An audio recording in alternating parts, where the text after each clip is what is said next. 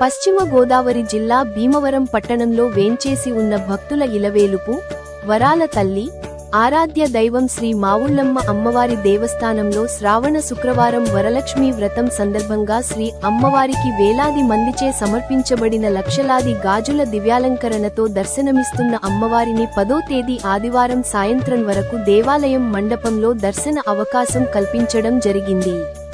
అలంకరణ చేసిన గాజులను 11వ తేదీ సోమవారం ఉదయం నుండి గురువారం వరకు, మరల 16వ తేదీ శనివారం నుండి 21వ తేదీ గురువారం వరకు అంతరాలయంలో శ్రీ అమ్మవారి దర్శనం సమయంలో ఉచితంగానే ఇవ్వడం జరుగుతుందని ఆలయ ప్రధాన అర్చకులు బ్రహ్మశ్రీ మద్దిరాల మల్లికార్జున శర్మ మరియు ఆలయ సహాయ కమిషనర్ బుద్ధ మహాలక్ష్మి నగేష్ తెలియచేశారు.